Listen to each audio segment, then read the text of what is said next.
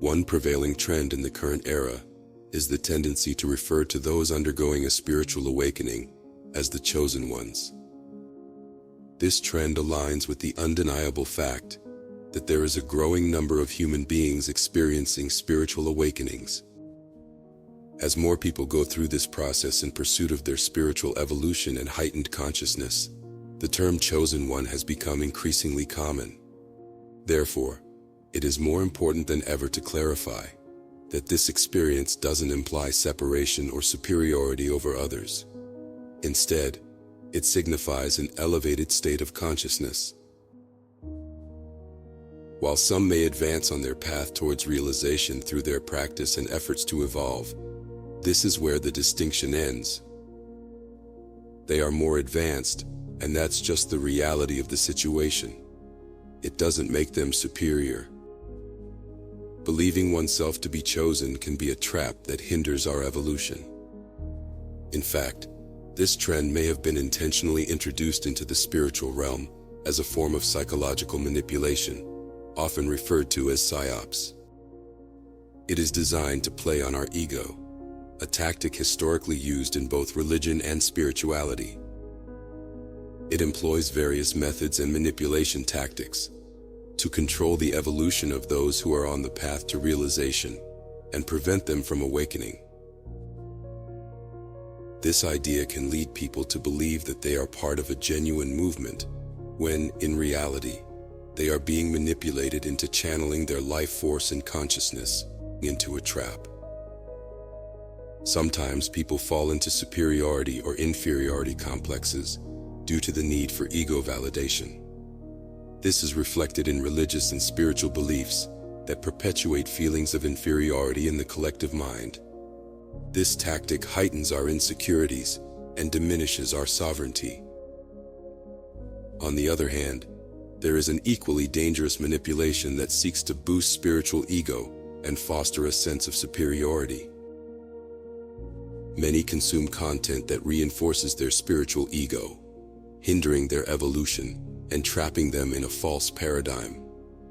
This narrative suggests they belong to an exclusive group, leading them into a mental matrix that redirects them back into the control system. For many of us, the spiritual journey towards awakening often begins during challenging periods in life, when we feel adrift in the world, sensing that we don't quite fit in.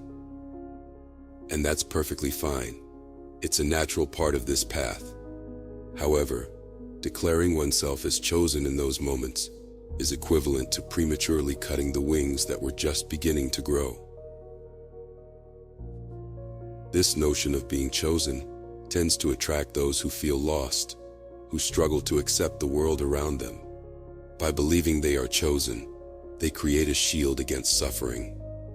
But this shield can become a barrier to personal growth, preventing them from evolving and keeping them firmly rooted where they are. That's why empowering yourself, your true self, is of paramount importance. It means charting your own course, trusting your instincts, and exploring without being confined by external influences. Empowering yourself doesn't involve inflating your ego or gaining more power. It means channeling power to your true self, letting it guide you. Listen to your intuition and inner voice, trust yourself, and practice humility. We should not hand over the power to choose us to anything or anyone external. The choice is ours, and every single being in this universe has the potential to manifest their authentic self. Each person possesses unique qualities that make them special. You don't need external validation as a chosen one. Instead, you must choose yourself. The confusion arises when someone believes there is a specific chosen individual, and that someone has the discriminatory power to choose only a few. In reality, we all come from the same source, and the power of choice resides within you. Existence itself is worthy, a divine right, and a gift from the infinite Creator to experience life and its totality. The role you play, whether victim or hero, depends on you and how you apply your beliefs and values in the real world. The universe can send subtle signals or guide you on a particular path. And when you follow these signals, it may seem as if you are chosen. Alternatively, you can see it as you choosing your own path or being guided by your higher self. This opportunity is available to everyone, but many lack the resources or patience to explore it further or dedicate the time and energy required to engage in spiritual practices. The heaviest burden we carry is the experience of life through the lens of our individual personalities. It seems that the world, the human realm, is currently overwhelmed by an overdose of personality. Too much emphasis on you or me, this or that, likes or dislikes, the omnipresent divisions. In contrast, a state of awakened consciousness transcends such distinctions. It radiates universal love without preferences or favoritism. Just as the sky has no preference for one cloud over another, this connection to the source recognizes everything as divine and equal. On the path to your awakening or liberation, you may experience moments of intense experiences, both uplifting and challenging, facing significant challenges and moments of clarity and understanding. When someone undergoes an experience of this nature, they feel compelled to share it. Often, the mind seeks to undertake grand and dramatic actions, such as standing on the mountaintop to preach. But then, you are not moving in the true power. Confidence, on the other hand, is a potent force that doesn't require constant activity. It's not an act of cowardice to remain still and quietly accept what has been revealed to you. Surrender, in this context, does not mean yielding to a grand mission, but surrendering to the higher self, trusting it, and granting it the power to guide you. Your higher self will show you the way. When you operate from the heart, you don't need to engage in mental processes of figuring things out, make intense efforts, or try to convince others.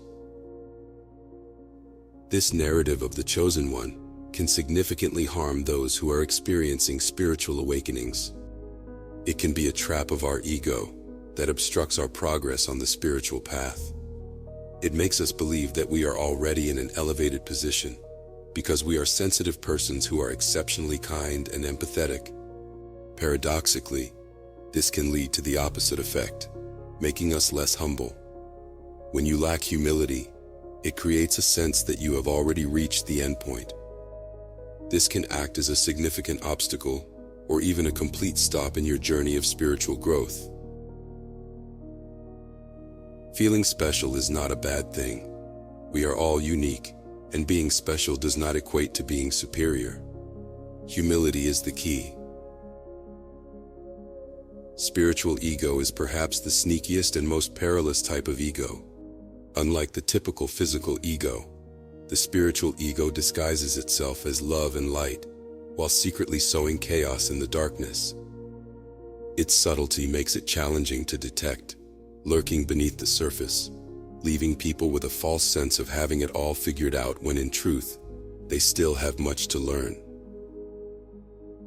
The moment we acknowledge our spirituality, there is a subtle sense of pride that rises within, and that's acceptable when we consider how far we have progressed. However, the spiritual ego is a constant presence, one we must transcend. If we fail to rise above the ego and instead use spirituality to nourish it, the ego can spiral out of control.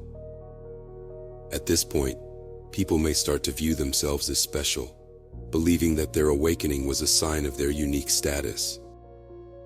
Consequently, they may look down on those who have not experienced a similar awakening or believe themselves to be superior and chosen. If left unchecked, spiritual ego can quickly turn into spiritual narcissism, leading people to ignore their own flaws.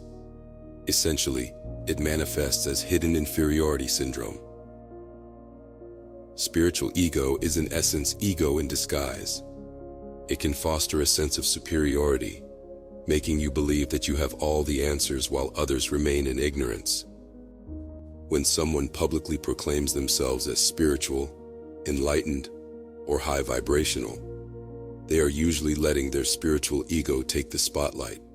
Genuine spirituality does not require such bragging. A truly spiritual person is profoundly humble, devoid of arrogance or self-importance. They understand that everyone has their own time and travels their own path. Humility is an integral component of genuine spirituality. Without it, empathy and compassion are often lost. The key is to cultivate inner peace, empathy, and love, without inflating our egos or diminishing ourselves. Only you can initiate personal transformation, turning it into an achievement rather than the result of external selection by a higher power. Create space for boundless potential to embrace unlimited experiences. This open and humble attitude will be the key to living in complete peace and harmony. Then, the divine being within you will manifest in all its splendor.